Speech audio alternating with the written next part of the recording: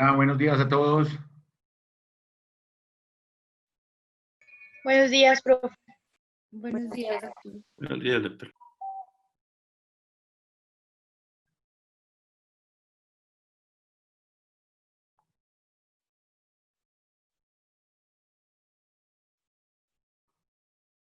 Buenos días a todos.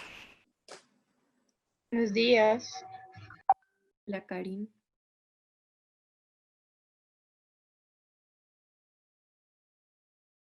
Tuvimos alguna dificultad técnica con la plataforma, ¿no? Sí, estábamos esperando que terminaran una reunión, pero ya se encuentra todo habilitado.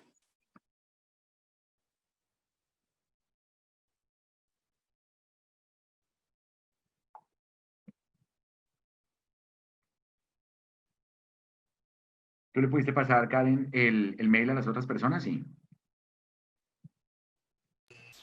Sí, señora, los que me escribieron, sí les mandé y les pedí el favor que lo extendieran a sus compañeros. Perfecto. Días. Buenos días. Buenos días, Lau. Buenos días. Hola, buenos días. Hola, doctor, buenos días.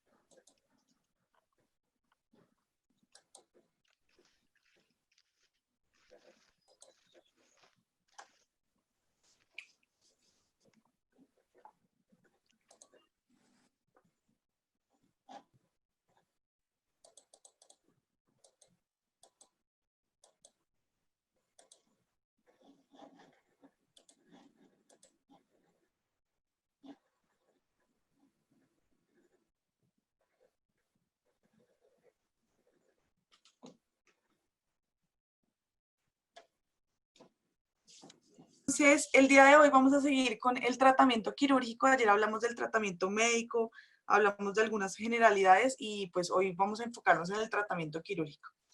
Bueno, pero ¿a qué pacientes, después de lo que vimos ayer, son las que vamos a decidir que necesitan cirugía? Entonces, habíamos hablado un poquito ayer de las características de las pacientes. En general podemos tener pacientes jóvenes que no son recomendables llevar siempre a procedimiento quirúrgico, que habíamos hablado que mínimo 6 meses de tratamiento médico y que si no respondía definitivamente y seguía demasiado sintomática, podíamos tener la opción quirúrgica, sobre todo pensando en que las pacientes jóvenes siempre van a tener de pronto una endometriosis superficial y por eso pues de pronto el impacto de la cirugía no va a ser tan grande, digamos que en cuanto a complicaciones o en cuanto a resultados adversos de la cirugía, sino que podríamos ver una mejoría del dolor. A esas pacientes también que tienen una endometriosis profunda, refractaria al tratamiento médico y a otro tipo de tratamiento que ya hemos hablado también no farmacológico. Obviamente pacientes en las que ya han tenido pues múltiples cirugías por causa de dolor pélvico y ya se le ha diagnosticado histológicamente y laparoscópicamente una endometriosis, pues hay que evaluarlas muy bien porque pues en realidad son pacientes que si ya no han mejorado previamente con eso, pues hay que pensar en otro tipo de, pues, de tratamiento con ellas porque pues esas pacientes deben tener unas adherencias pélvicas bastante importantes y que la cirugía de pronto no la vaya a ayudar, sino al contrario, pueda generar una morbilidad adicional. Entonces en la literatura encontré bastantes recomendaciones desde hace algún tiempo, pero pues las más recientes digamos que son las que nos dicen, hey, hay que pensar en este tipo de pacientes por lo que habíamos hablado al principio. La endometriosis se relaciona en gran medida no solamente con dolor pélvico, sino con infertilidad. Entonces hay que pensar a qué pacientes, si definitivamente no he logrado un embarazo espontáneo, si necesitan técnicas de reproducción asistida, si se benefician de la cirugía o no. Entonces la Sociedad Europea de Reproducción y Embriología Humana nos dice que en pacientes infértiles con endometriomas mayores de 3 centímetros no hay evidencia de que la cistectomía antes del tratamiento de fertilidad mejore las tasas de embarazo. En pacientes con endometriomas mayores de 3 centímetros se considera la cistectomía antes del tratamiento para mejorar el dolor asociado a la endometriosis o a la accesibilidad al reclutamiento folicular. Entonces hay que hacer una asesoría bastante importante en esas pacientes, sabiendo pues que las pacientes van a tener un riesgo adicional, porque muchas veces, como lo vamos a hablar ahorita, son pacientes que definitivamente van a tener muchísimos procedimimientos, pero o sea, cuando ya llegan a un especialista en fertilidad, vamos a ver que son pacientes que por el dolor pélvico crónico o por la endometriosis severa van a tener ya historia de múltiples cirugías en etapas avanzadas de la enfermedad, que compromete muchísimo la reserva ovárica, el número de folículos antrales en el conteo folicular, y van a tener una AMH bastante disminuida. Entonces son pacientes muy pobres respondedoras a los tratamientos de estimulación ovárica, y para el reclutamiento pues va a ser bastante difícil. El Colegio Francés de Ginecólogos y Obstetras dice que no recomienda el tratamiento quirúrgico en las endometriomas con un único propósito de mejorar los resultados de la fertilización in vitro. Entonces, eso quiere decir que aquí nos estamos enfocando en pacientes con infertilidad, porque en realidad es un problema que va en avance, que va en aumento, porque definitivamente lo que nosotros conocíamos de la endometriosis era cirugía. Cirugía, y de pronto, antes incluso, lo que había comentado el doctor es que él ha visto un cambio de tendencia a hacer manejo médico antes de hacer un manejo quirúrgico, precisamente porque conocemos la fisiopatología de la enfermedad, o por lo menos las hipótesis que planteamos el día de ayer. Es una enfermedad multifactorial que no solamente vamos a disminuir el dolor pélvico, sino que obviamente es una inflamación crónica, es algo genético, es algo que responde a un ambiente hostil, a un ambiente estrogénico. Entonces, que va a ser muy difícil que solo pensando en que con la cirugía el cuadro va a mejorar. También refieren que se puede considerar el drenaje del endometrioma si la ubicación impide la recuperación de los ovocitos.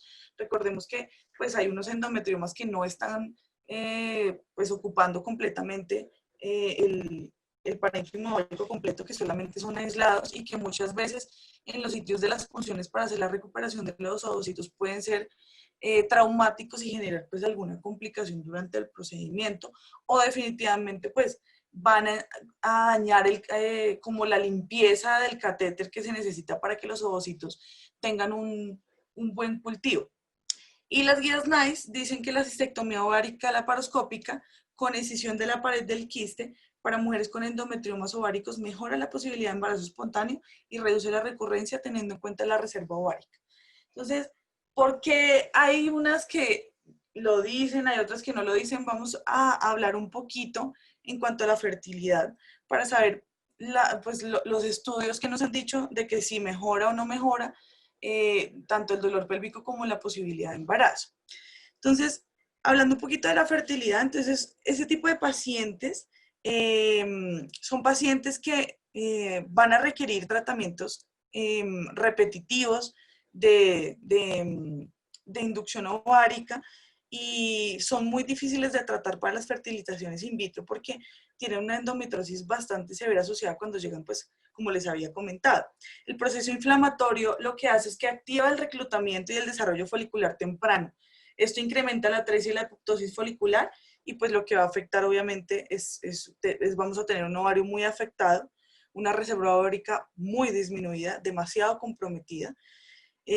Tanto que en algunas publicaciones lo que han visto han hecho biopsias comparativas con el tejido ovárico comprometido por endometriosis y el tejido contralateral que no estaba histológicamente comprometido por endometriosis, y sí se ha visto que la corteza está bastante comprometida, que contiene más folículos primordiales atrésicos, que la corteza contralateral pues está sin enfermedad y no hay agotamiento de los folículos como en ese ovario que sí está bastante comprometido, que pues finalmente va a causar ese reclutamiento temprano, la apoptosis de los folículos. Entonces vamos a tener una reserva ovárica totalmente disminuida. Entonces voy a traer aquí un estudio, un metaanálisis, que lo que tenía como objetivo era comparar el manejo quirúrgico de de que el manejo quirúrgico o expectante, o sea, las dos opciones de tratamiento en los endometriomas con respecto a los resultados de la fertilización in vitro. Entonces, ellos lo que utilizaron fue la técnica de la laparoscopia para lograr como el seguimiento y vieron que las tasas de nacimiento vivos fueron similares en los grupos manejados quirúrgicamente y con expectancia. Eso quiere decir que pues de pronto sí tenía razón las guías NICE al final. Y las tasas de aborto espontáneo no fueron estadísticamente significativas entre los grupos de estudio. Sin embargo, un total de ovocitos recuperados sí fue menor en el grupo de cirugía. Y por eso las recomendaciones de la ESRE. De pronto, recordemos que las técnicas de reproducción asistida son bastante costosas, no las cubre ningún seguro, por lo menos aquí. Hay otros países como España que sí son, el Estado los paga. Sin embargo, el Estado también allá en pacientes con una reserva ovárica disminuida, lo que cubre solamente es la ovodonación, porque obviamente los ciclos repetitivos para poder hacer reclutamiento folicular son bastante costosos. Entonces, este tipo de pacientes va a requerir más de esos ciclos de estimulación ovárica. Vamos a hablar también un poquito Paulita, me quiero hacer una observación. Mira, Sí, tú mostraste un estudio muy representativo y es un estudio muy reciente. Y fíjate que el estudio ampara y acepta los manejos, tanto manejo de expectativa como el manejo quirúrgico. Yo sí, quiero señor. ponerles un poquitico como en contexto, que era lo que nosotros hacíamos antes. Nosotros antes lo que hacíamos era, fundamentalmente encontrábamos un endometrioma, pues a la conducta le estoy diciendo de 10 años para atrás o de 8 años para atrás. Nosotros encontrábamos un endometrioma independientemente del tamaño y le decíamos a la paciente, mira, hay que operarla, ese endometrioma es lo que está haciendo que usted no se embarace. Entonces entrábamos, hacíamos una técnica quirúrgica muy literalmente, el término se llama mutilante. Entonces abríamos el endometrioma, un cirujano de un lado, el otro cirujano del otro lado tomaba la cápsula del endometrioma y hacía una técnica que nosotros denominábamos el stripping. El stripping era, tome usted la cápsula de un lado, tome la cápsula del otro, jale, traccione y uno feliz porque salió toda la cápsula. Ah, no, mire que abajo le quedó un pedacito, vuelva y mete el grasping y arranque todo ese pedazo de lo que queda del endometrioma. Obviamente eso quedaba un lecho tremendamente sangrante y este lecho sangrante lo que hacía era que empezábamos a aplicar energía bipolar y obviamente dejamos un ovarito significativamente menor en relación al tamaño de lo que habíamos encontrado originalmente, pero no nos importaba la funcionalidad ovárica. Simplemente cumplíamos con hacerle la cistectomía con esa técnica de stripping. Obviamente después empezaron a aparecer una cantidad de investigaciones que mostraron que la cistectomía de ovario hacía una mutilación tremendamente importante en el ovario, que realmente hasta qué punto a una paciente un endometrioma de 3 centímetros le está generando dolor. Si es en el marco de una endometriosis peritoneal, que hay que hacerle todo el procedimiento quirúrgico de endometriosis peritoneal, claro que habría que operárselo si usted lo está haciendo por la indicación de dolor y aparte de eso está buscando manejar quirúrgicamente una dismenorrea severa, por ejemplo. Pero si usted encuentra un endometrioma como único hallazgo de 3 centímetros, cuestiónese si eso es lo que le está doliendo a la paciente o no. Me imagino que de pronto vas a mostrar algunos estudios más adelante respecto a eso, pero la idea es que cuando nosotros tenemos una paciente que tiene un endometrioma de menos de 4 centímetros, yo creo que es el número mágico. Hay muchos estudios que les dicen 3 centímetros, que les dicen 4, otros que les dicen 5. Yo creo que lo que sirve es como promediarlo, porque todos los estudios de Juan García Velasco en el Instituto Valenciano de Infertilidad le dicen, miren, los endometriomas de menos de 4 centímetros, déjenlos quietos, no les haga nada. Es más el daño de la cirugía que el daño al ovario. Y ya hay por ahí algunos estudios que con manejo médico logra revertir el manejo del endometrioma, el tamaño del endometrioma. Entonces alguien preguntó ahorita que si 3 centímetros, 4. Miren, lo que uno encuentra en la literatura es variado, pero es tan válido hoy en día dejar un endometrioma en observación, incluso de hecho, hasta con un poquito más grande de tamaño, 4 centímetros, 5 centímetros, pero lo que sí les digo es que claramente operar un endometrioma de menos de 4 centímetros, diciéndole a la paciente, mire, usted con esto le va a mejorar el resultado de fertilidad, bien sea para una fertilización espontánea o bien sea para una fertilización asistida, es una mentira. O sea, los endometriomas de menos de 4 centímetros no tiene ningún sentido tocarlos y vuelvo y les digo, es peor el remedio que la enfermedad. Sí. Sí, señor. Gracias, doctor. También tenemos que tener en cuenta que la endometriosis tiene una asociación bastante importante con el cáncer de ovario. Entonces, ¿a qué pacientes decimos, no, es que es una paciente con una endometriosis infiltrante profunda, tiene un endometrioma, por ejemplo, no tan grande, por ejemplo, 3, 4 centímetros, sin embargo, sí es un endometrioma complicado, tiene áreas sólidas de vegetación. Ahí hablábamos de lo que hablábamos ayer del CA125, de pronto que aunque no sea sensible, sí está un poquito aumentado. Esa paciente debería llevarse la resonancia y obviamente un procedimiento quirúrgico si se sospecha pues, de una neoplasia. En general, la endometriosis sí se ha indicado como la posible lesión precursora de la mayoría de los cánceres de ovario, de células claras y endometrioides.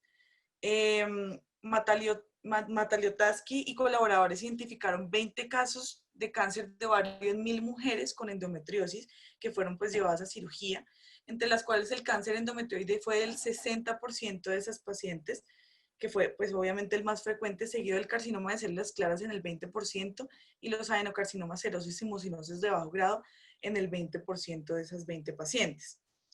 Se han descrito muchos mecanismos y muchas moléculas que son de regulación para el cáncer, pero en este tipo de cánceres secundarios de endometriosis, la que más se ha estudiado es la ARID1A, que es la proteína del complejo de remodelación de cromatina, que obviamente pues es un paso en el ciclo celular para poder hacer un punto de reparo, y en este tipo de pacientes está mutada, por lo que pues obviamente puede causar el daño en ese tipo de células y puede hacer la proliferación neoplásica.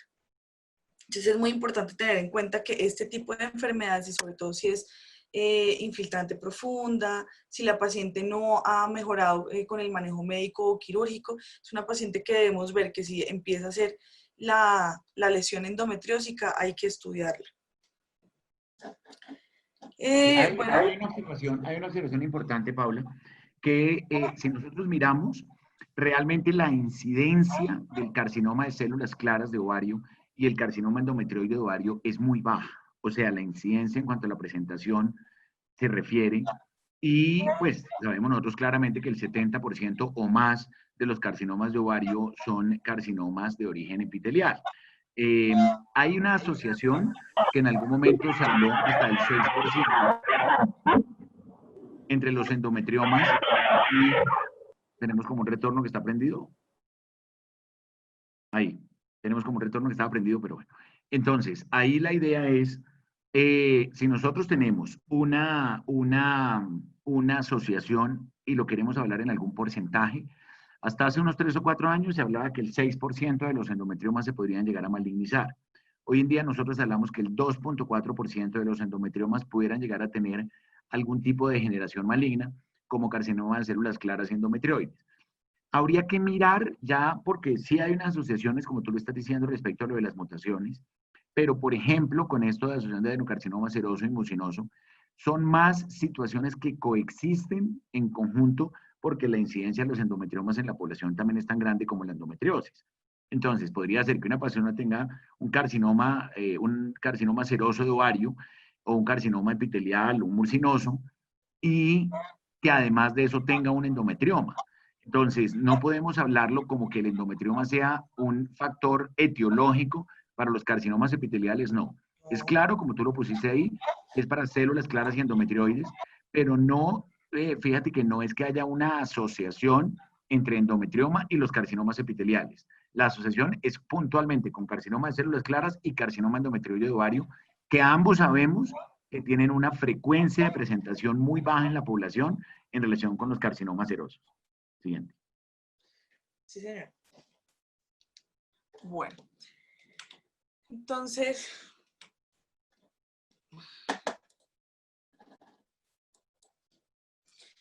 ahora que decimos, bueno, listo, vamos a llevar a cirugía a esta paciente, por lo que ya pues evaluamos previamente, evaluamos a cada paciente, el origen del dolor, el compromiso de la enfermedad, pero ¿qué es lo que tenemos que hacer?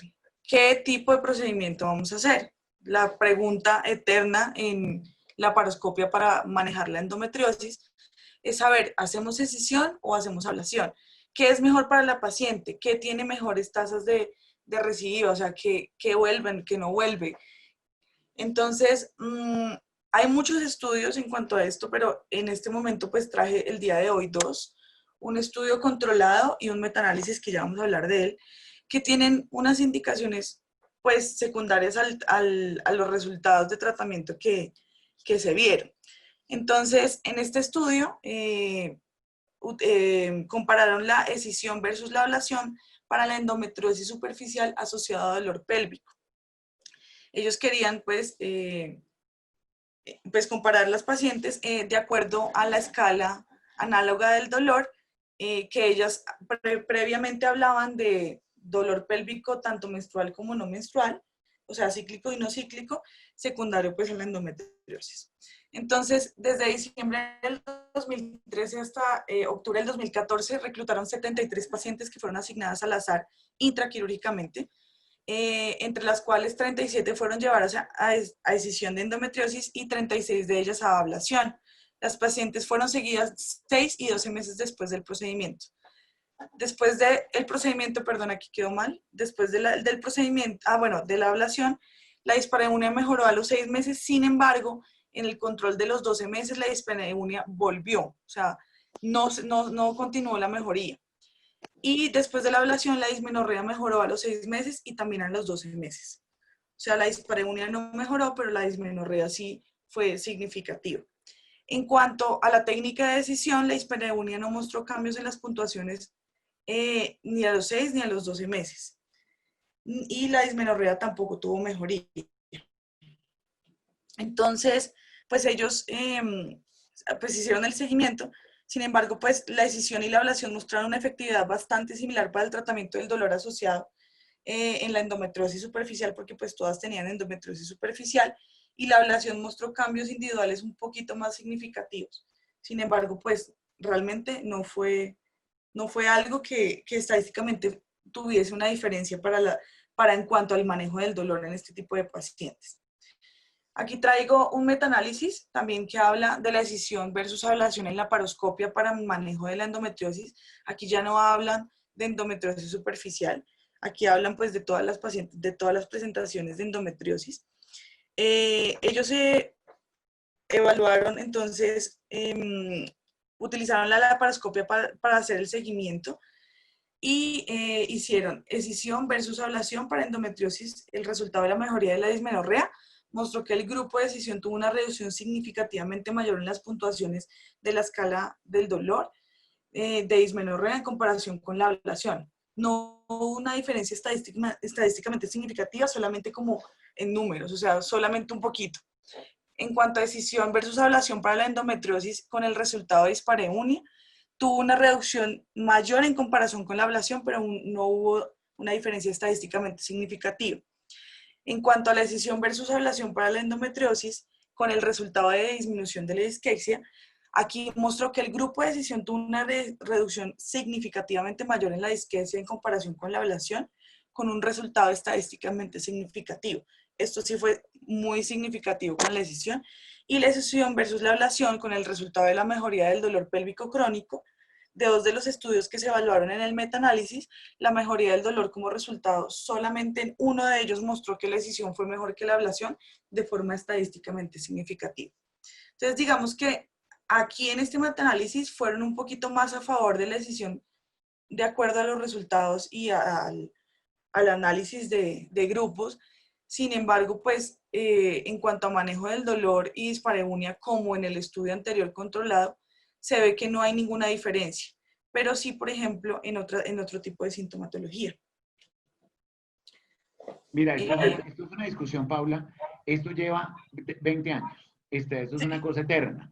Y entonces ustedes están entrando con alguien en una laparoscopia, algún profesor de ustedes, los que son residentes o los que ya hacen su práctica ginecológica laparoscópica, y ustedes dicen, no, es que eso es mejor hacer la resección peritoneal, eso si yo le hago ablación, que usted la puede hacer con bipolar, la puede hacer con radiofrecuencia, y siempre nos la pasaremos en este diálogo pendular en el que es mejor hacer decisión de ablación, entonces vi un artículo que dice que da lo mismo, otro dice que es un poquito mejor para decisión, pero fíjate que hay unos hallazgos que a uno le llama la atención, pon la siguiente, porque por ejemplo, fíjate que la endometriosis peritoneal en relación al tratamiento, poco tendría uno que ver con, no, la siguiente, no, la siguiente donde está ahí, porque fíjate que, ¿qué tendría que ver con la disquesia, por ejemplo? Siendo que la disquesia es una sintomatología de la endometriosis infiltrante profunda por compresión de la pared en el tabique rectovaginal. Entonces, mira que a veces hay ciertas cosas que uno las ve, la mira en los resultados, pero cuando uno lo mira objetivamente, uno dice, bueno, ¿qué tiene que ver la disquesia con un tratamiento peritoneal? Probablemente sí tendría que ver en mejoría de la dismenorrea, por ejemplo, porque muchos de los focos de endometriosis están localizados en los ligamentos uterosacros y estos ligamentos uterosacros se retraen de manera muy importante y esto hace que los pacientes tengan dismenorrea. Desde el año 2004, valga la pena decir, está claramente indicado que ese procedimiento que se hacía antes, que era la sección de ligamentos uterosacros, como las cirugías neuroablativas, que en alguna época ustedes oyeron una que se llamaba la neurectomía presacra, después apareció el LUNA, que era la ablación de los ligamentos uterosacros por la paroscopia. Todas esas cirugías neuroablativas ya quedaron, esas dos por lo menos, quedaron en desuso. Ahora la gente que está trabajando en dolor pélvico tiene muy buenos resultados con los bloqueos a nivel pudendo, por ejemplo. Pero realmente que uno mire que haya una diferencia real después en la clínica entre los pacientes que le hizo decisión o los que le hizo ablación, no hay una manera muy significativa. Cuando ya hay unas retracciones peritoneales muy importantes y se permite, sin que esté localizado, por ejemplo, cerca del uréter y todo, sí es más recomendable de pronto hacer esa decisión peritoneal. Pero mientras estemos nosotros haciendo una adecuada ablación de la lesión, también el resultado puede llegar a ser bien bueno y vuelvo y resalto con la importancia que estas pacientes requieren, si son por dolor, que después de la laparoscopia siempre vayan a un manejo farmacológico como lo que hablamos ayer. Sí, como lo que hablamos. También es importante que lo que decían los autores en cuanto a que no había resultados, era que si no era muy evidente que fuese un cuadro de endometriosis, sobre todo en pacientes con endometriosis superficial, la decisión se recomendaba era para la toma de biopsia para la confirmación histológica de la enfermedad. Pero pues no la recomendaban por otra cosa en realidad. Bueno, entonces ahora vamos a hablar un poquito de lo que nos compete el día de hoy, la endometriosis ovárica. Ya habíamos hablado ayer un poquito de peritoneo y de cómo eran las presentaciones más comunes de la endometriosis ovárica. Pero entonces, perdón, qué pena. Ya. De las pacientes con endometriosis, alrededor del 30% pueden cursar con endometriomas. En los endometriosis infiltrante profunda, el endometrioma puede estar presente entre el 17 y el 44% de los casos.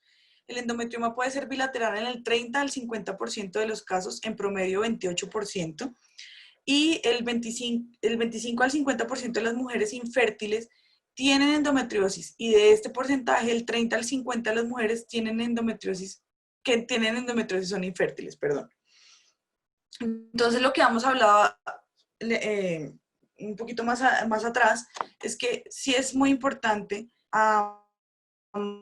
hablar de este tipo de patología porque son muy comunes las dos consultas. Tanto la paciente que no ha podido quedar en embarazo, que no ha podido lograr una tasa de embarazo o pues el deseo de fertilidad, y las pacientes que vienen con un dolor pélvico.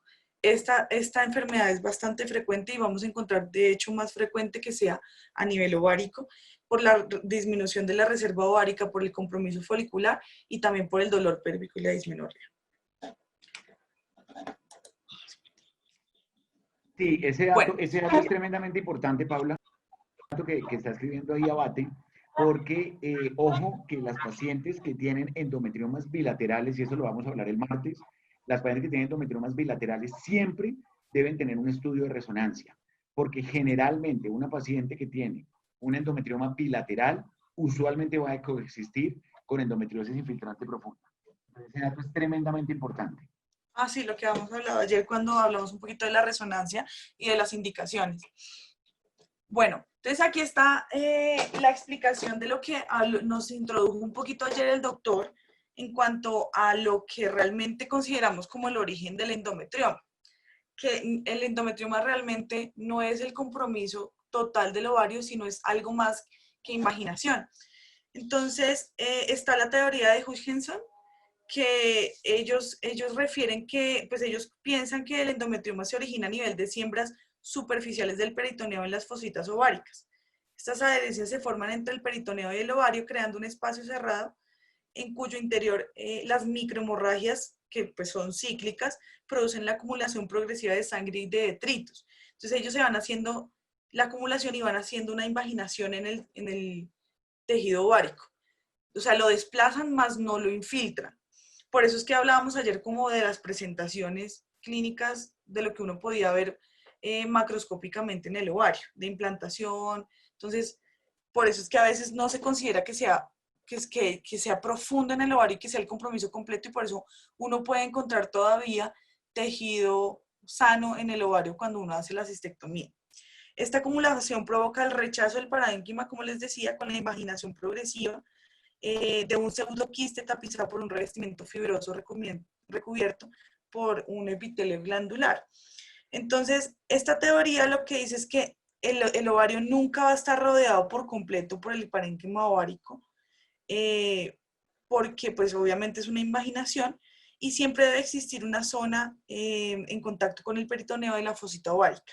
Entonces ellos refieren que hay 4 presentaciones, que sería una que está en la superficie del ovario, como la vimos ayer; la segunda, la acumulación de desechos en los implantes endometriales; la tercera, la invaginación de la corteza, que sería esta; y la cuarta, el sitio de perforación con estigmación de invaginación, que sería esta. Por eso es que ellos muchas veces, en cuanto a la parte quirúrgica, ellos refieren que no deberíamos hacer la incisión acá para dañar, por ejemplo, de pronto tejido ovárico sano, sino que lo que hacemos es rotar para que estas adherencias se liberen y él mismo pueda drenar, pero ya vamos a hablar de eso un poquito. Entonces, de acuerdo a esta teoría, lo que se plantea es que en el ovario, en el endometrioma, perdón, hay un esquema de 3 zonas. Esas 3 zonas nos pueden ayudar para las teorías de disección en el endometrioma, que dice que la técnica tiene en cuenta la existencia de estas 3 zonas, con que la incisión debería realizarse en acceso directo del quiste, o sea, no aquí, como les decía, sino por ejemplo acá donde está la adherencia, para que cuando uno haga la rotación, por ejemplo, para visualizar todo el endometrioma o el ovario, solamente sea desprender de la fosita ovárica las adherencias que crearon la imaginación, y ella misma puede darnos como el punto de ingreso y de partida para poder entrar. Bueno, eso en general, en el 90% de los casos se logra. Hay unos casos que no, y pues los expertos como el doctor Ramírez nos podrá decir si realmente es así o no. Sí, en principio, digamos, la idea es uno tratar de ser, digamos, como encontrar la zona donde más se pueda uno abrir el endometrioma, disecar, digamos, una parte de lo que esté adherido, tratar de ser lo menos lesivo con todo el tejido ovárico sano, y tratar de hacer un drenaje como del contenido, digamos. Acordémonos que de todos modos las cirugías que son tan ultraconservadoras, en las cuales, por ejemplo, era cuando se hacían las drenajes ecográficos de los endometriomas por vía transvaginal, por ejemplo, antes de las aspiraciones foliculares, o muchas veces por la paroscopia, que era aspirar el endometrioma, de pronto hacer una ventana muy chiquita. El problema es la tasa de recidivo. O sea, que ese paciente uno la opera, le drena un endometrioma de 6 centímetros, y a los 6 meses le hace una ecografía y tiene un endometrioma de igual tamaño. Entonces, tampoco uno puede ser tan ultraconservador tratando de preservar todo el ovario, pero tampoco puede ser tan radical, como les digo, como se hacía la cistectomía antes. Pero sí, la idea es tratar de buscar como la zona que está más delgada entre la corteza del ovario y el endometrioma para abrirlo y drenarlo, y ahí es donde hacer la ventana. Bueno, entonces, ¿cuáles serían entonces esas opciones para el tratamiento quirúrgico conservador del endometrioma ovárico? Conservador no significa pues dejar todo el tejido en este caso, sino, o sea, como lo que decía el doctor, que era solamente hacer el drenaje, sino pues hacer como tratar de disminuir la recidiva. Entonces, la literatura nos propone 4 cosas, que son la cistectomía, ablación por láser o por energía de plasma, la electrocoagulación y la técnica combinada, que sería cistectomía con alguna de las 2 anteriores. En cuanto a la cistectomía, Entonces, aquí vemos cuando ya nosotros incidimos en la cápsula del ovario, se identifica con mucho cuidado el plano de decisión, como dice el doctor, y con coagulación bipolar, por ejemplo, puntual, se precisa lograr la hemostasia, pues en el momento en el que, o sea, la idea es que no esté sangrando todo el tiempo para que podamos tener la visualización de la cápsula. Lo que hacemos es que es muy importante tener en cuenta que la incisión debe estar lejos de los vasos sanguíneos en el línea del mesovario, porque pues obviamente, doctor, gracias. Una Yo vez creo que repite un poquito esa idea porque es importante y se perdió, Paula. ok, doctor. Entonces, ya que hicimos la incisión para pues encontrar la cápsula del ovario para poder incidir, hay que tener muy en cuenta que a la movilización y hacer la decisión hay que estar muy pendientes de no lastimar el hilio y los vasos sanguíneos en el mesovario, porque pues hay que utilizar, por ejemplo, no tanto ninguna energía, sino por ejemplo con un corte frío en el borde de la apertura del quiste puede ayudar, por ejemplo, a identificar un plano de decisión mucho mejor, identificar obviamente las estructuras que podemos hacerle daño durante la tracción, por ejemplo, de la cápsula. Bueno, una vez se identifica ya obviamente el plano de decisión, se realiza una tracción y una contracción suaves como se ve acá. Y hay que ser muy suaves nuevamente por lo que les digo, porque obviamente en esa tracción también podemos lastimar no solamente el tejido sano que podamos dejarle a la paciente, sino que también podemos lastimar también el hilio en esa tracción. Pueden ser efectivas generalmente al iniciar la disección, pero pues obviamente pueden causar desgarro, sangrado excesivo y la necesidad de coagulación o utilizar distermia, con lo que puede dañar el tejido ovárico normal. Por lo que obviamente vuelvo a insistir en que la tracción, aunque obviamente es muy difícil cuando uno está en la paroscopia, como que a veces tratar de no ser tan delicado, pero sí es muy importante la fuerza de la tracción y contratracción, porque eso puede dañar el tejido ovárico sano y pues digamos que lo más importante en este momento es no solamente por el tema de la fertilidad, sino también por el tema funcional, porque este tipo de pacientes generalmente son premenopáusicas y pues podemos dañarle también, obviamente la podemos llevar a una falla ovárica completa. Después de la tracción y que ya pudimos pues lograr sacar lo máximo de la cápsula, puede ser necesario reconstruir el ovario. Hay que, en este caso, no se recomienda en general utilizar suturas para hacer la reconstrucción del ovario. Si lo hacemos porque no queremos definitivamente utilizar electrocoagulación o algún tipo de coagulación diferente, se puede utilizar suturas de monofilamento. Sin embargo, las suturas expuestas pueden ser propensas a formación de adherencias y esa es la base de la recomendación de no utilizar ningún tipo de suturas. Porque si nosotros hacemos una endosutura, pues de pronto digamos que no podría causarle daño, pero generalmente si el cirujano no es experto, pues puede dejar algo del monofilamento por fuera y pues causar o una adherencia o, o una reacción en la paciente. No sé qué diga el doctor en cuanto a la sutura después de como el muñón del ovario. Sí, idealmente, entre menos sutura utilice uno en la resección de la cápsula del endometrioma o en la ventana que uno hace, mucho mejor, porque el material de sutura es altamente generador de adherencias. Entonces, excepto que ya quede un ovario tremendamente abierto, igual que pasaría en el teratoma, en la cistectomía con el teratoma, en el que uno le pone por ahí un puntico con PDS, un punto con Vicryl, como para poder afrontarlo, ideal. Pero en la cirugía del endometrioma, el concepto de claro es no poner suturas, porque al poner la sutura se genera más formación de adherencias. Entonces es mejor hacer una hemostasia muy controlada. De hecho, incluso a veces los endometriomas, cuando el lecho nos queda sangrando, les aplicamos ahí un hemostático como para que el sangrado se controle, pero tratamos en la medida de lo posible de no utilizar suturas. Listo. En cuanto a la recuperación de la cápsula, entonces como pues hay algunos que digamos ya están drenados, obviamente pues es solamente la cápsula. Teóricamente uno podría recuperarlo a través del puerto, pues, por el puerto, no sé, el principal de 10, porque pues no creo que, bueno, en el de 5 a veces de pronto no salga, o también con una bolsa de recuperación de muestras.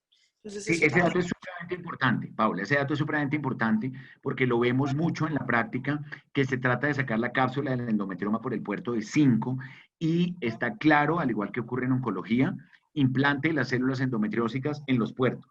Entonces, siempre debemos tratar de sacar los endometriomas o por el puerto principal de 10, la cápsula, o como tú lo dijiste, con una bolsa de recuperación, un endobag, o lo que cuando hablamos de instrumental, las bolsas estas de Biaflex que utilizamos para extracción de tejidos, siempre idealmente la cápsula del endometrioma debe involucrarse ahí, debe introducirse ahí, porque si no puede haber implante de esas células en la pared. Exacto, y pues causar la endometriosis de la pared abdominal.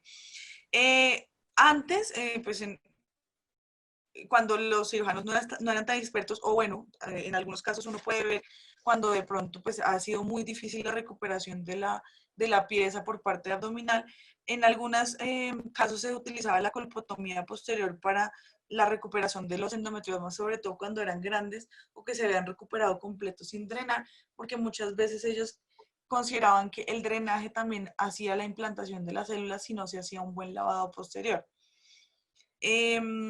Bueno, al final de todo esto hay que hacer una revisión bastante importante de la hemostasia al final después de la extracción del quiste con coagulación bipolar o la sutura que habíamos hablado. Sin embargo, pues evitemos lo más posible hacerlo con sutura, pero si definitivamente es grande el defecto, como dice el doctor, pues podríamos hacer el intento de hacer una sutura pues como más invaginante. No sé, bueno.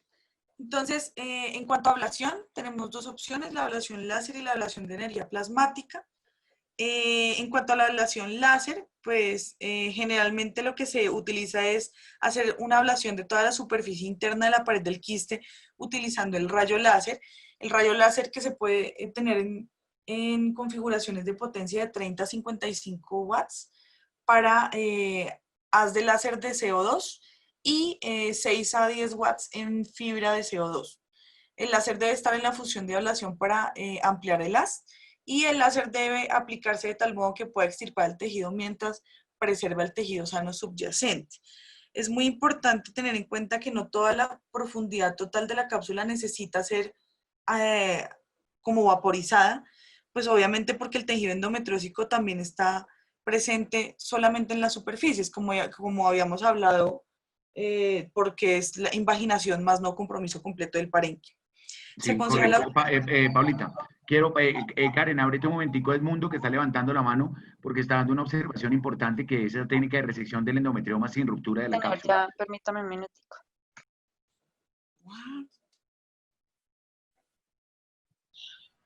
Que eso me parece Doctor súper Edmundo importante. puede hablar. Ok, gracias. Sí, la aclaración es, personalmente me gusta hacer la resección del endometrioma, evitando en lo posible que se produzca la ruptura de este. Posteriormente, llevarlo a una endobolsa, la que estamos utilizando de acuerdo a la institución donde estemos, y en esta endobolsa hacer el drenaje del endometrioma y posteriormente retirarlo por el trocar ampliado a 10 o a 12 milímetros de acuerdo al instrumental que tengamos. La mayoría de los endometriomas tienen una cápsula gruesa que nos facilita que podamos hacer esta disección entre el ovario y la cápsula endometrioma sin que se rompa, aunque hay algunos que pues por mucho cuidado que tengamos van a tener ruptura.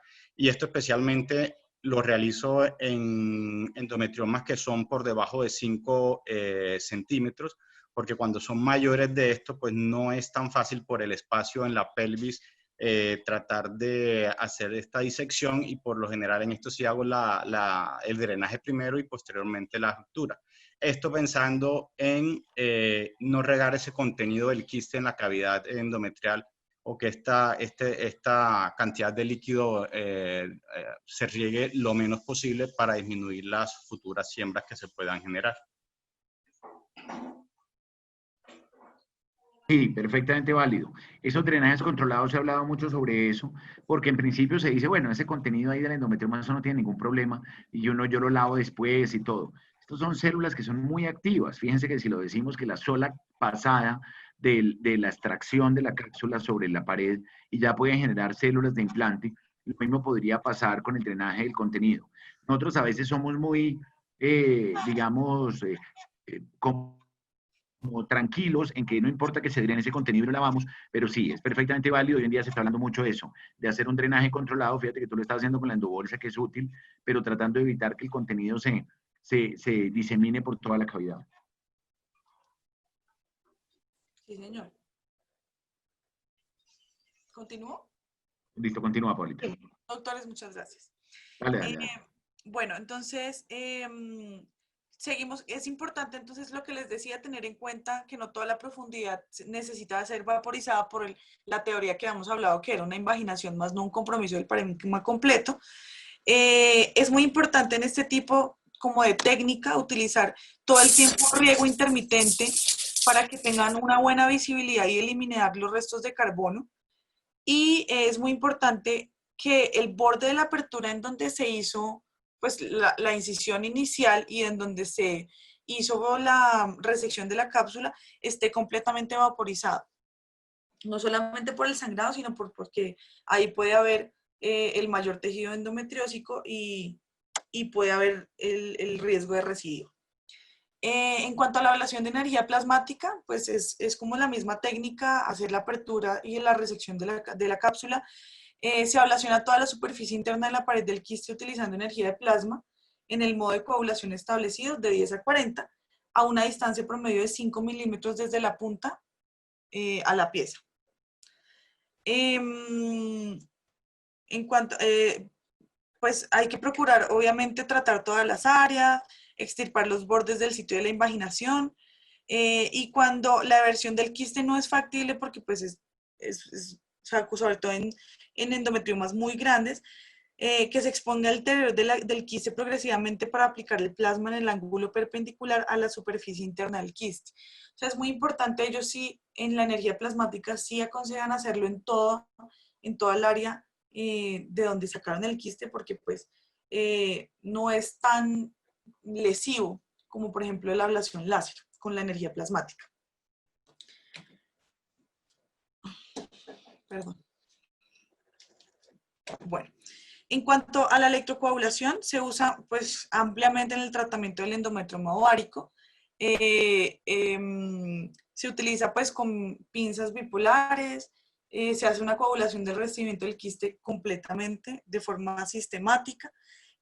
Los modos de coagulación de diferentes técnicas y electrodos conducen a diferentes niveles de voltaje, generalmente incluida la modulación de la corriente de alta frecuencia con coagulación suave, coagulación forzada o coagulación con pulverización.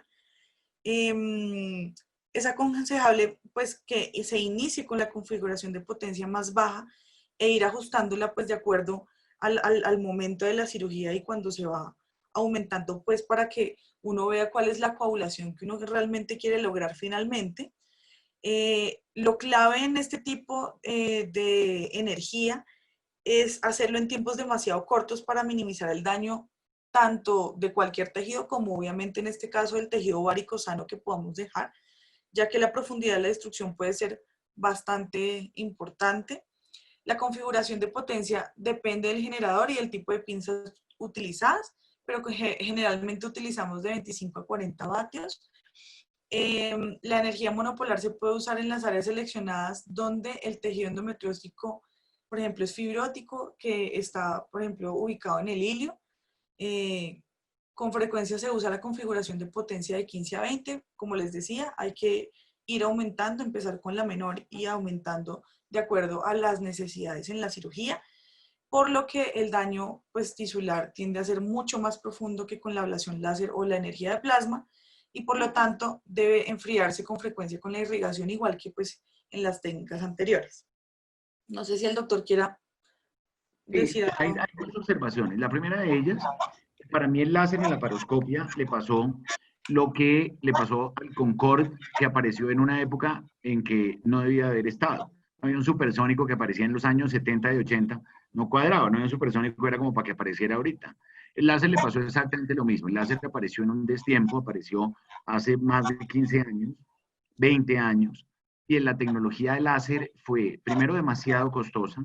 Segundo, la aplicabilidad nunca mostró sus resultados superiores a la utilización de energía bipolar. Y realmente en el mundo se utiliza muy poco la tecnología láser.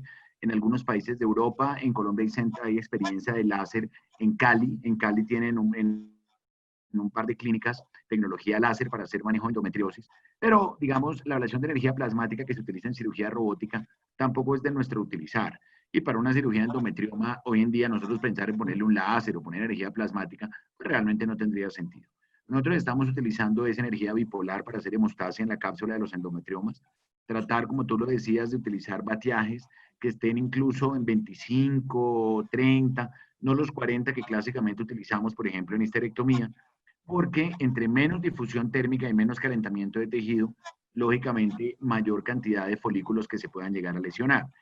Acordémonos de la frase que les dije ayer, que lo que no daña el endometrioma lo daña el cirujano, y estas hemostasias obsesivas y estas frases de que yo soy obsesivo con la hemostasia no es buena, ni nada, ni en la cúpula vaginal, ni en el ovario, en ningún lado uno debe ser obsesivo. Entonces la idea es que uno debe ser muy cuidadoso con la hemostasia. Vuelvo y les digo, utilizar eventualmente a veces hemostáticos, introducir de pronto una gasa, no me gusta introducir una gasa y hacer presión, no estar todo el tiempo lavando, succionando, porque eso también edematiza un poco los tejidos, sino uno puede introducir una gasa y con la gasa le hace presión. Eso lo aprendimos de los cirujanos, yo lo utilizo con mucha frecuencia, sobre todo en esas disecciones peritoneales que me quedan sangrando, la empaqueto ahí con 1 o 2 gasas y hago presión. A veces utilizo tranexamen endovenoso, le pongo 1 gramo. Utilizo medidas, digamos, tratando de controlar el sangrado, pero evitar en la medida de lo posible de no estar poniendo tanta energía bipolar. A mí la energía monopolar claramente en el ovario no me gusta, la difusión térmica es muy, muy alta. Entonces, no, idealmente no debería estar utilizando solamente utilizar energía, utilizar técnicas electroquirúrgicas con bateajes, vuelvo y les digo, bajos, de 25, 30, si ya un sangrado es mayor, de pronto 40, nunca más de 40, eso sí claramente, pero entre menos estemos oprimiendo el poder del bipolar para hacer hemostasia en el ovario, sobre todo estamos hablando de una mujer joven, probablemente con deseo de fertilidad, en el que ya tuvo un daño por el endometrioma, y ahora nosotros con esa aplicación de energía para ver que no escurran 2 glóbulos rojos. Entonces, no, la idea es que la hemostasia, vuelvo y les digo, tiene que ser cuidadosa, pero muy, muy, muy, muy, muy lo suficiente nomás como para que logre controlar el... Sí, señor.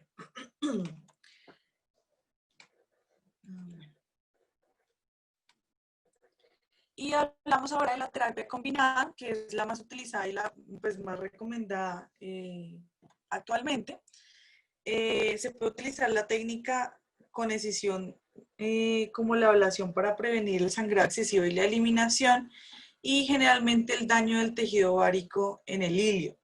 Particularmente pues se utiliza para endometriomas mucho más grandes. Sin embargo, pues ahora lo estamos, como sabemos, nosotros no vamos a operar un endometrioma menor de 3 centímetros, pues porque lo que dijo el doctor no tiene ningún sentido, no va a mejorar dolor, no va a mejorar fertilidad, y si le podemos poner a la paciente incluso en disminución de la reserva ovárica o en alguna complicación secundaria, y no le vamos a mejorar el problema. Entonces, en todos los contextos ahora se está recomendando utilizar la técnica combinada. Se debe abrir y drenar el quiste seguido de la identificación del plano de decisión, como se describió pues en las técnicas anteriores. Se hace una resección con esta técnica del 80 al 90% de la pared del quiste y se realiza la cistectomía parcial hasta el hilio ovárico, por lo que habíamos dicho, porque pues nosotros si nos ponemos a tratar de hacer toda la resección hasta el hilio ovárico, podemos hacer una lesión de ese hilio y podemos dejar a la paciente en una falla ovárica completa, y pues eso no es lo que queremos en realidad. Luego se puede aplicar láser, energía plasmática o bipolar para tratar el tejido endometriósico restante, pues obviamente con la debida, el debido cuidado en la parte del hilio.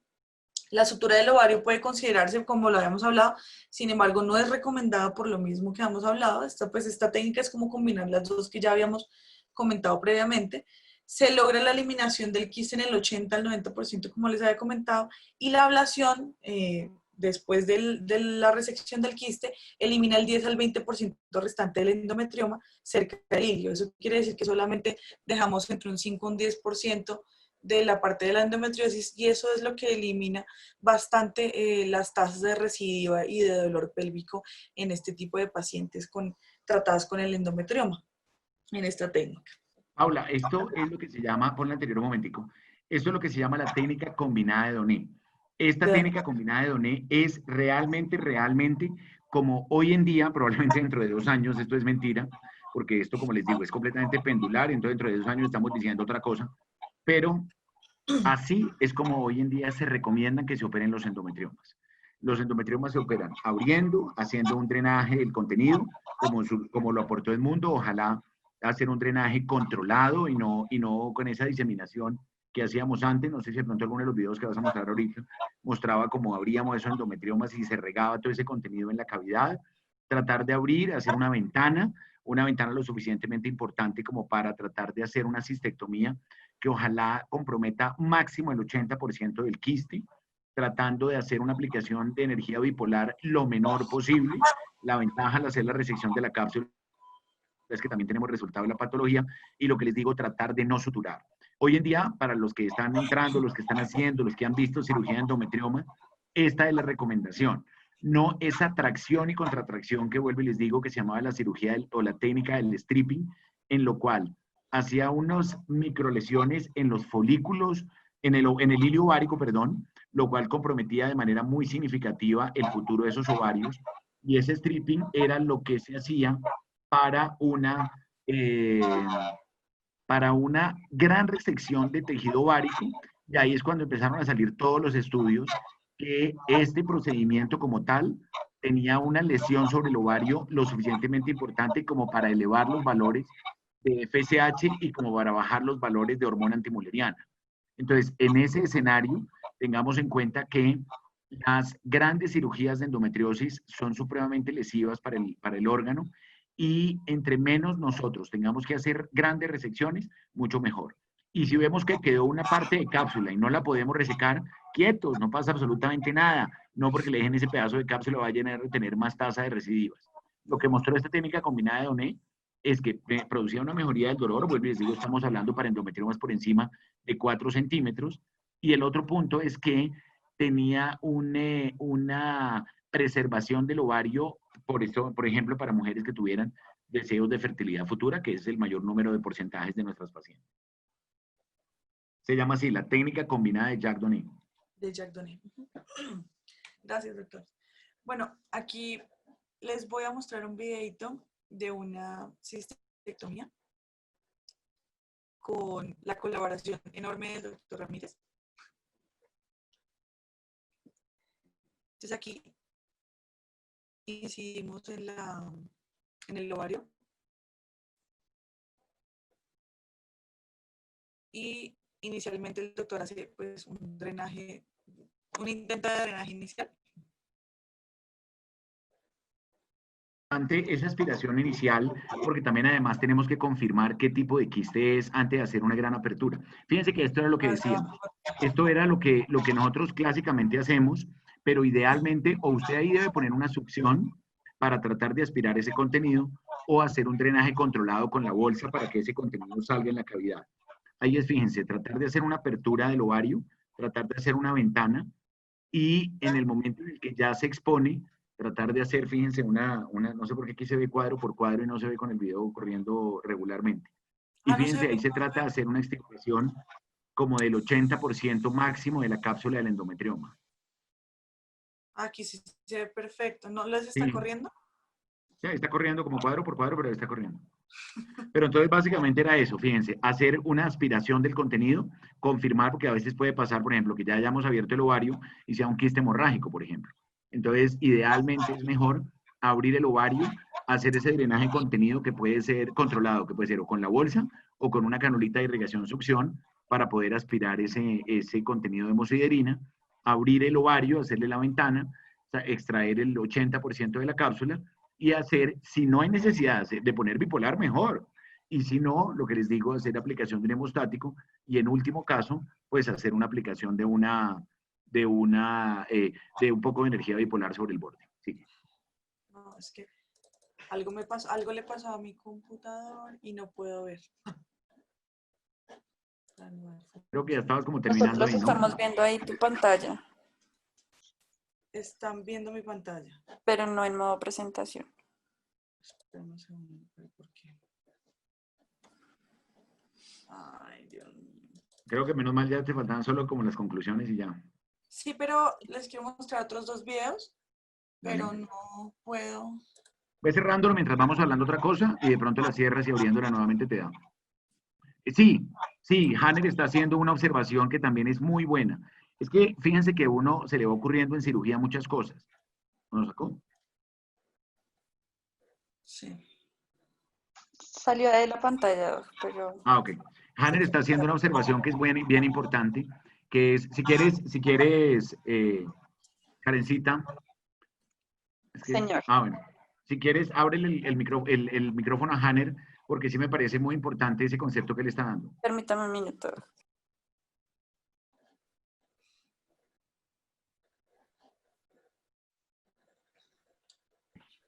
Listo, ya quedó abierto el micrófono del doctor.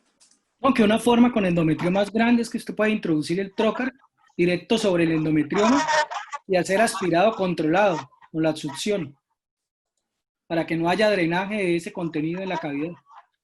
Sí, sí, eso es clave, Hanner. Es que fíjense que a uno se le va ocurriendo o meter la bolsa, o meter el trocar, o meter directamente la succión, pero fíjense que nosotros éramos muy tranquilos, así como se mostró el video, de drene ese contenido que eso yo después lavo. Y fíjense que porque si uno es cuidadoso en el contenido del teratoma, y más en el contenido de una masa anexial, por ejemplo, que llegamos a tener algún tipo de sospecha de malignidad, ¿por qué en el endometrioma somos tan relajados con eso? A veces no es tan fácil, como decía el mundo en esos endometriomas grandes, drenar ese contenido. Pero si uno, por ejemplo, puede meter el trocar, introducirlo y puede aspirar ahí, es una muy buena medida para tratar de controlar esa aspiración, ese drenaje. Otra pregunta, Juanca, ya que mientras te cuadran ¿ustedes hacen antes de hacer la cirugía del endometrioma alguna técnica para valorar o alguna prueba para valorar la reserva ovárica antes de llevar a la paciente a cirugía o no? Hanner, deberíamos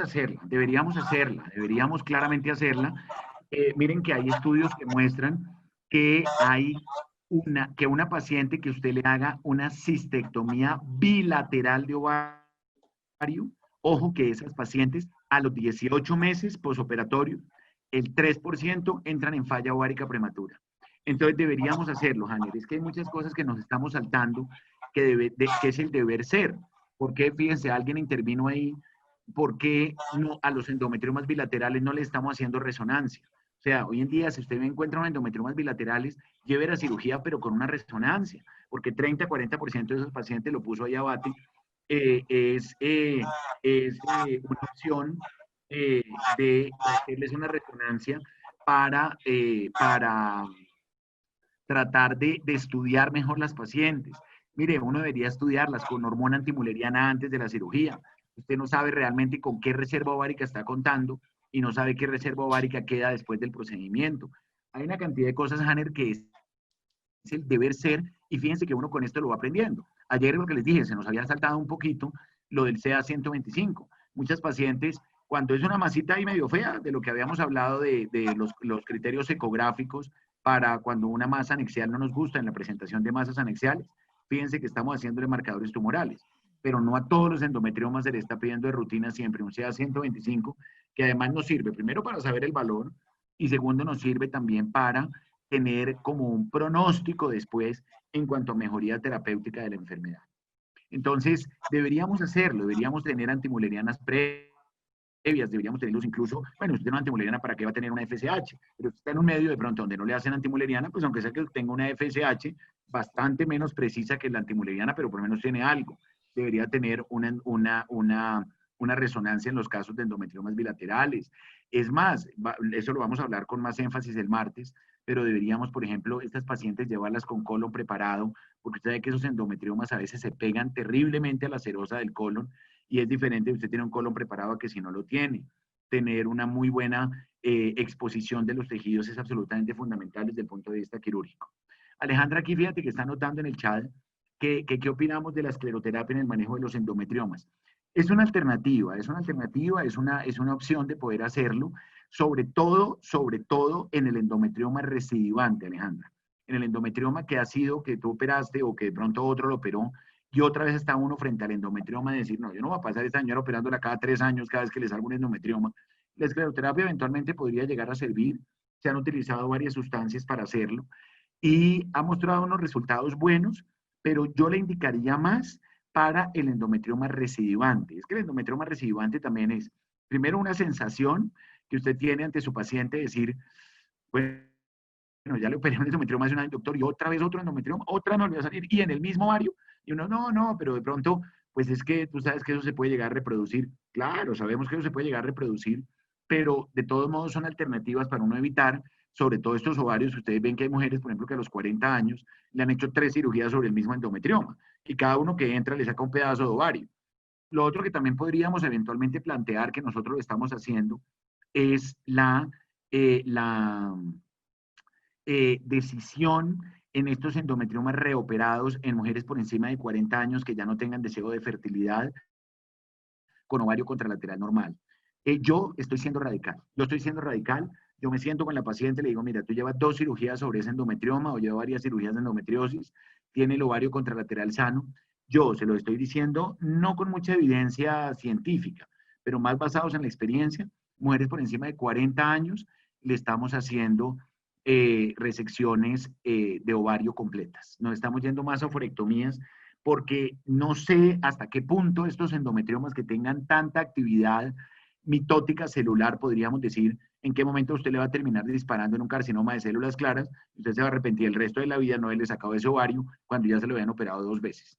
Y Edmundo, yo creo que el martes vamos a tener una muy buena exposición en la endometriosis infiltrante profunda. No recuerdo en este momento qué residente es el que nos vamos a hablar de lo de esta presentación, pero Paola obligatoria. Luna, doctor. Perfecto. Obligatoriamente Paola tiene que hablar de esto que es tan interesante ahora, que antes lo veíamos como una cosa como tan poco precisa, pero miren, hay gente que está haciendo aquí en Bogotá, me imagino que en todas las ciudades donde ustedes están trabajando, unos mapeos de endometriosis muy buenos, pero casi comparativos a la resonancia. Lo hablaremos el martes, cuando una vez yo me senté con Mauricio Bravo, que ustedes saben que son de los tipos que más trabajan en el mundo en endometriosis, y él en Brasil trabaja en el Albert Einstein, y él lidera su grupo de endometriosis en Brasil, y decía, mire, mi problema aquí son los radiólogos que no están entrenados en resonancia en endometriosis. Estamos hablando del hospital número 1 de Latinoamérica, donde tiene centro de excelencia en endometriosis, y decía él, mire, es que nuestros radiólogos no están entrenados en resonancia. ¿Qué podemos decir nosotros? Donde el radiólogo lee 3 resonancias de cerebro, 2 de tórax, y lee una con protocolo de endometriosis cada 15 días. Entonces, definitivamente, yo creo que la gente que hace ecografía tiene que meterse de lleno en esto. Fíjate que ahí está poniendo el mundo que hay una charla. Ojalá todas las personas se documenten en estos mapeos de endometriosis. Yo los reportes que he visto escritos y los cuidados que hacen en mapeo son bastante buenos en ecografía. Ojalá idealmente pacientes con enema previo a la noche anterior para que deje ver bien ese tabique rectovaginal. Pero yo he visto de verdad gente que ven más en el mapeo ecográfico de endometriosis que incluso en la misma resonancia, que vuelvo y les digo, desafortunadamente no es que la resonancia no lo muestre, sino que seamos realistas, nosotros no estamos entrenados en lectura de resonancia, pues no es nuestra dedicación, y para eso pues están los radiólogos entrenados en resonancia. Pero esto, fíjate, Juliana lo está poniendo ahí, sí hay una correlación muy buena, y yo me atrevería a decir, de pronto sin irme muy a la exageración, que de pronto estos mapeos ecográficos de endometriosis podrían llegar a reemplazarnos estas lecturas de resonancia, en el cual uno no la sabe leer, uno no está entrenado en lectura de resonancia, y sí le van a mostrar unos resultados mejor la ecografía, y obviamente siendo nosotros ginecólogos estamos más entrenados en lectura de imágenes de ecografía transvaginal con mapeo que con imágenes de resonancia. Paulita, sigue con tus videos, y quiero que ahorita al final, cuando terminen, no se nos vayan a ir, porque quiero hablarles 2 cositas muy puntuales. Listo, doctor.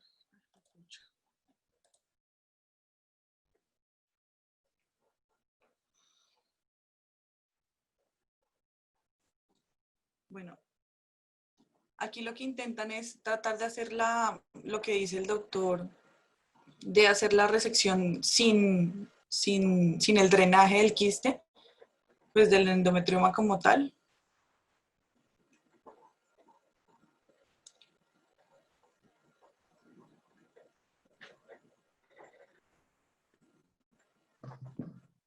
Sí, fíjate, están tratando de respetar mucho la cápsula, ¿no? Mucho.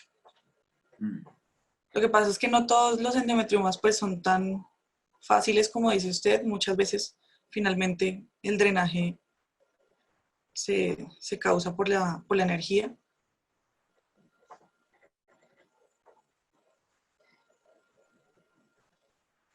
Pero... ¿Sí está corriendo bien? Otra vez un poquito como cuadro por cuadro. Puedes adelantarlo si quieres un poquito. Miren que ahí están utilizando una técnica que es aplicación de energía monopolar en la Maryland. A mí realmente no me gusta precisamente por eso, por la difusión térmica que puede Por el llegar a tener, por el calor que se produce ahí periférico. Sí, el daño, pues, causa el daño del tejido Sí. sano.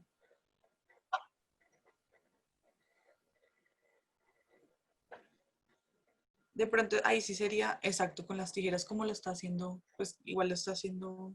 De acuerdo, de acuerdo. No solamente daña, no daña el tejido, sino también daña la tijera. Esa aplicación de Sí. energía bañando las puntas de los elementos. Uno puede hacerlo como lo vieron, con un bipolar, abre con tijerita normal, sin aplicación de energía, y trata de buscar cuidadosamente la cápsula. Esto es de paciencia, ¿no? Esto es de paciencia, no es una cirugía, la cirugía de endometriosis no es de un quiste simple de ovario. Uno tiene que ser cuidadoso, encontrar a veces la cápsula, no es tan fácil, tratar de no hacerlo de la tracción contra tracción, sino tratar de utilizar, por ejemplo, mucho la hidrodisección. A mí la hidrodisección me gusta mucho, me gusta mucho cómo se va haciendo cómo va saliendo el tejido con el agüita que uno le está poniendo en la hidrodisección. Vuelvo y les aclaro, sin aplicar tanta agua, porque entre más agua ustedes pongan, también edematizan los tejidos, ¿no? Entonces, tampoco es bueno estar utilizando tanta paso de agua. Con un poquito de agua que ustedes estén poniendo, ahí va uno liberando la cápsula, de pronto también un poquito con tijerita, va ayudando hasta que termina uno, fíjate, haciendo la resección completa de la cápsula.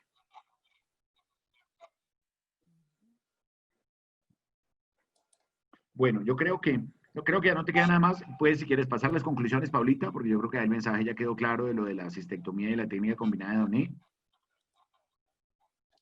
Okay.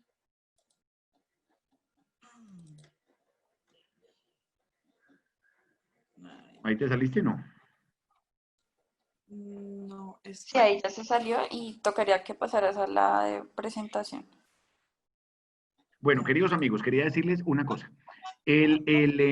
Nosotros estamos ahorita a más o menos semana y media de terminar el tema de la paroscopia. Nos está faltando unos temas que son en la paroscopia en cáncer, vamos a hablar nuevamente sobre resultados del LAC, vamos a hablar de la paroscopia en el embarazo. Hay otros temas que están ahí pendientes y vamos a hacer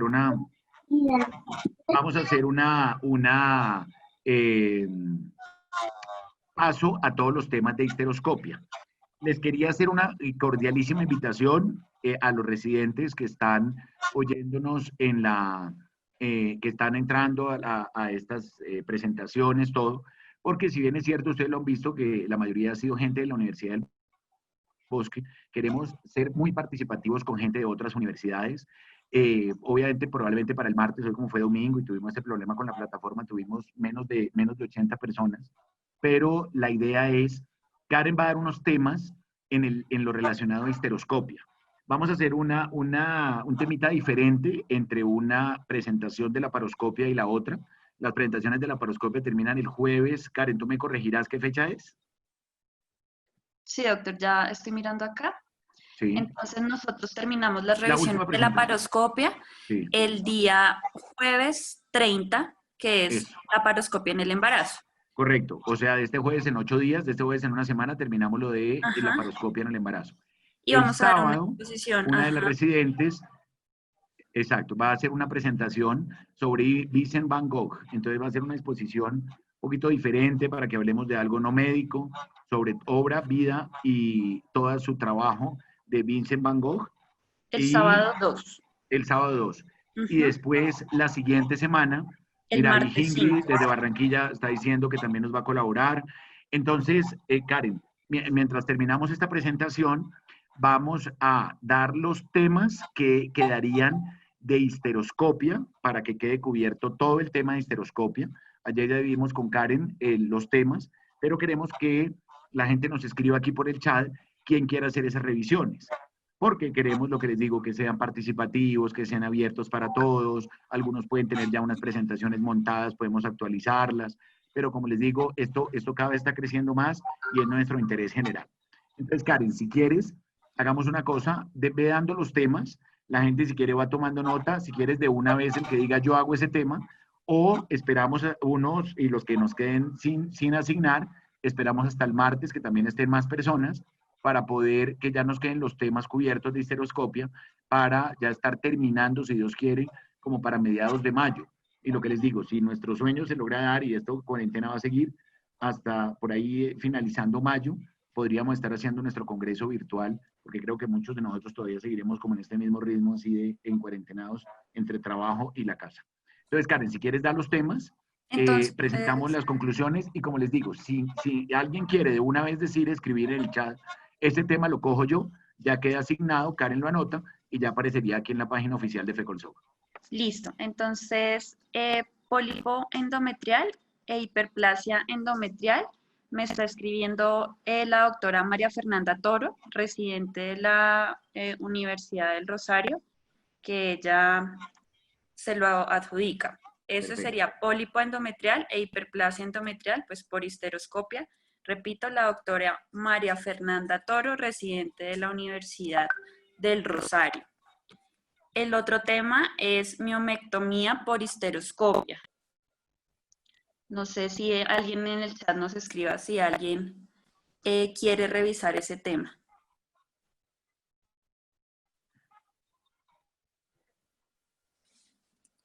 La otra charla sería ablación endometrial y manejo para HUA e histeroscopia en la posmenopausia. Entonces, esos son los temas. Yo, si quieren, voy a apuntar mi número de contacto ahí en el chat para que me escriban y así poder repartir los temas a los residentes de las otras universidades. Ingrid, que escribiste que Universidad Metropolitana presente, ¿quieres una asignación de tema? Repite si quieres los 3 temas, Karen. Miomectomía por histeroscopia, ablación endometrial y manejo de HUA e histeroscopia en la posmenopausia. Y ahí escribí mi celular. Yo soy Karen Bolívar, residente de 4º año de la Universidad del Bosque.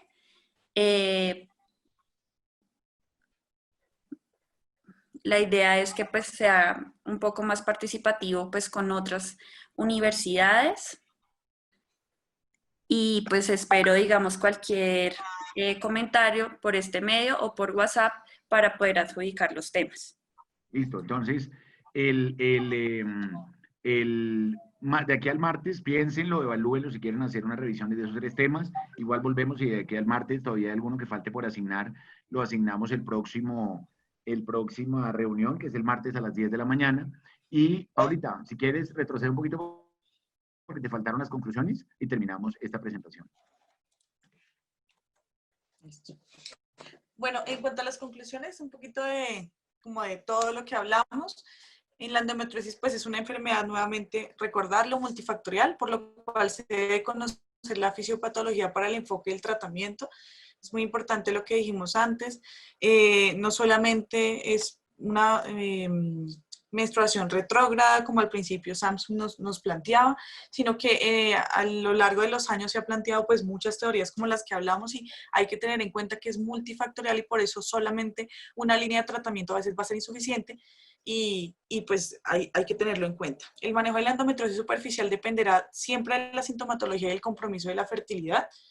sobre todo en pacientes jóvenes, no se justifica llevarlas siempre a cirugía, lo que hablamos al principio de la charla del día de hoy, y obviamente tratar de hacer un tratamiento médico en este tipo de pacientes y pues evaluar si definitivamente la paciente está con un compromiso de una endometriosis importante, pues evaluar el tratamiento. No se recomienda el tratamiento quirúrgico como primera línea de tratamiento en las pacientes jóvenes, como habíamos hablado ayer, con endometriosis o con endometriosis superficial, o sea, con la endometriosis profunda o superficial. Primero, pues hay que ver si los primeros 6 meses de tratamiento farmacológico mejoran la sintomatología y podemos hacer un control de la enfermedad, porque recordemos que el tratamiento también disminuye los implantes endometriósicos, pues para mejorar el resultado de esas pacientes. La mejor visión del manejo es individualizar cada caso. Sabemos que las personas que manejan este tipo de pacientes con endometriosis pues ven muchas pacientes y las guías obviamente nos hablan de unos tratamientos, pero siempre tenemos que individualizar cada caso para saber cuál es el mejor tratamiento para cada una de las pacientes. El endometrioma ovárico es una forma frecuente de lesión endometriósica, compromete la capacidad reproductiva de la mujer a través de múltiples mecanismos patogenéticos. Nuevamente decir que es muy importante evaluar que lo que decía, por ejemplo, el doctor, que las pacientes con endometriosis, con endometriomas bilaterales también están con un compromiso bastante importante de endometriosis infiltrativa profunda, entonces hay que evaluar a estas pacientes. Las 3 técnicas quirúrgicas conservadoras pues tienen sus ventajas y desventajas, pero en general la técnica combinada es la que vamos a utilizar finalmente y la que está aceptada pues en este momento para el tratamiento quirúrgico.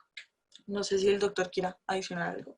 No, Pablita, yo creo que hemos hablado claramente de todo lo que ha sido el manejo quirúrgico, el manejo médico, y bueno, ya lo complementaremos el martes con lo del manejo y todo lo que se habla de endometriosis infiltrante profunda.